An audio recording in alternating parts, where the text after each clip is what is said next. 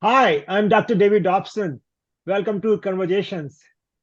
Today, my guest is Elvis Ekane Ngalle. Elvis earned his Master of Transportation Sciences from Hasselt University in Belgium and his postgraduate in Energy and Climate from University of Antwerp in Belgium. Today, we will discuss his graduate research on the challenges of full-scale drone integration in Europe. Hey, welcome to show, Elvis. Thank you very much, Dr. Dobson. It's a privilege to be here with you today. What brought your interest to urban transportation sciences? So urban transportation, my interest in it is a combination of personal curiosity as well as me trying to understand the role that transportation plays in shaping our society, both the cities and the rural areas.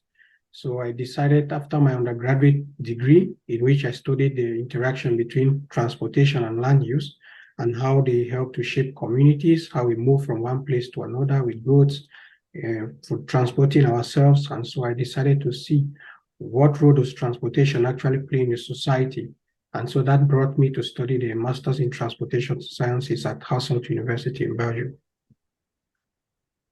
For your master's degree, you specialized in transport planning and policy. What did you do for your specialization?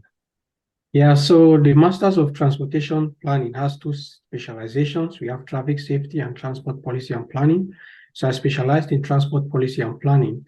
And in this particular specialization, we studied things like how we can effectively plan cities, how we can manage traffic in cities, how we can actually plan for sustainable societies.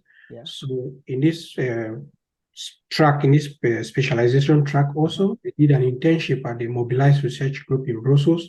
Okay. And in this research group, I worked on the pedestrianization project on the city center of Brussels. So this project involved trying to discourage people from using automobiles in the city center of Brussels and encourage active mobility. So the project is actually a huge success today because we can see in the city center of Brussels, we have a lot of people walking, a lot of people cycling, and this has greatly changed the urban morphology in Brussels. For your project, you investigated integration of drones in the European Union airspace. Yes. Can you share what your project was about? Yes.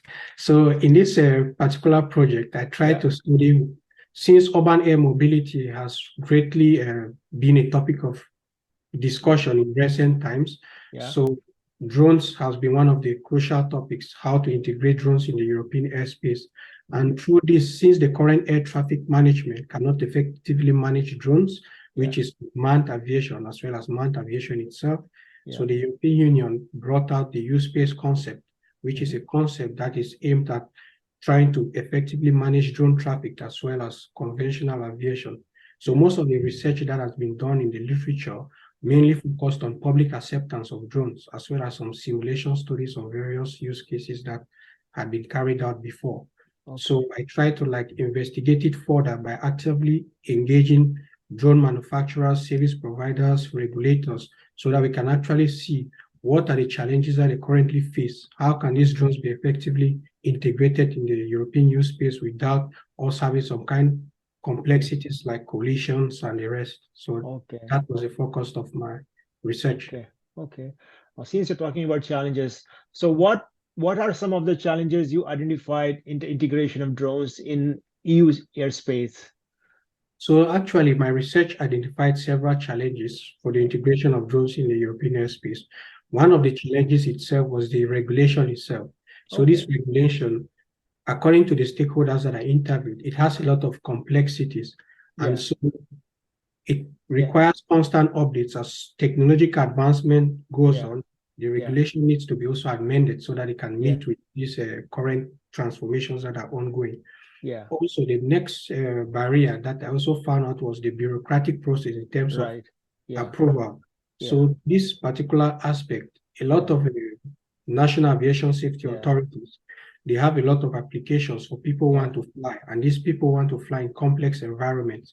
So it takes a lot of time for us to actually check if these people actually meet the requirements for safety and other parameters in order for them to fly. Yeah, because I'm thinking that, EU is not one country, but composed of several countries, and how do you really bring a policy which kind of make everybody happy, and so drone can fly all airspace.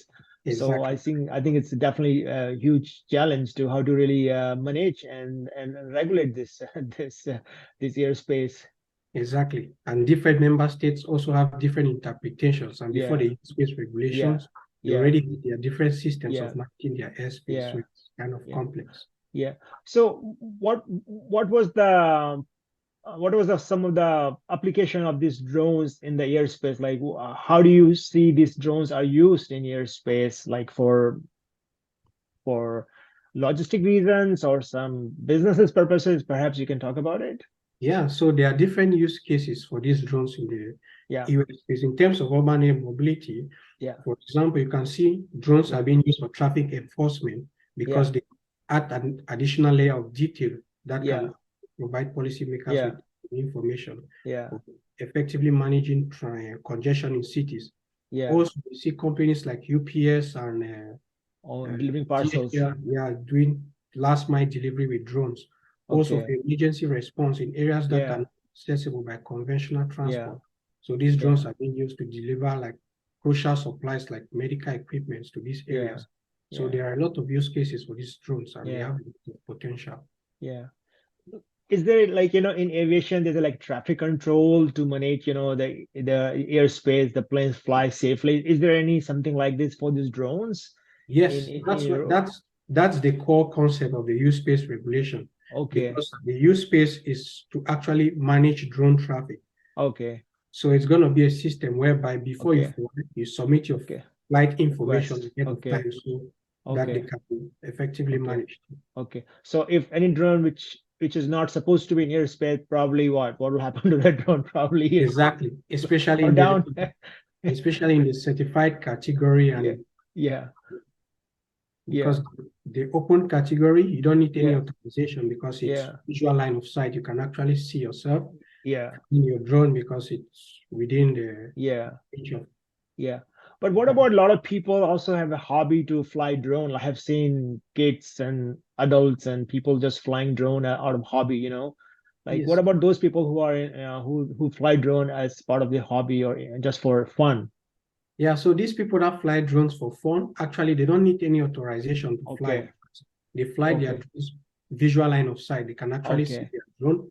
But if yeah, you want to go to the specific category and the certified category, you actually need an authorization because okay, those are medium risk and high risk okay. areas Oh, to fly in. Yeah, I guess that's more like commercial purposes, I guess, or for defense purposes, things like that. exactly. Very nice. What's next for you, Elvis? So currently, I serve now as the Director of Research and Development at EcoFutures.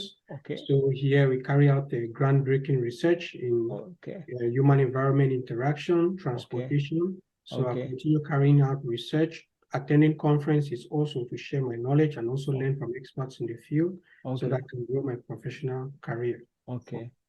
Can you say what is EcoFuture is? Like what EcoFuture does? Yeah, It's like so a non-profit. yeah, it's a non-profit organization actually registered in Cameroon. So we Nice. actually work on environmental protection. We Okay, actually work on sustainable transportation. We okay, actually work on education. We yeah. also work on social well-being and health. Mm-hmm. So it involves a lot of mainly on the UN Sustainable Development Goals. Yeah. Okay. I know you already have your postgraduate and you also already have a graduate. Do you have any plan to go back to university and go for PhD? Yes, yes, I think that will be the next plan in my career. I would like to do a PhD in transportation planning so that I could actually be a professor because that's actually one of my dream to be Yeah, a professor in transport planning. So very I think nice. I'm going to pursue that also. All the best, Elvis. Thank you for your time, Elvis. Thank you very much, Dr. Dobson. It was a privilege to be here.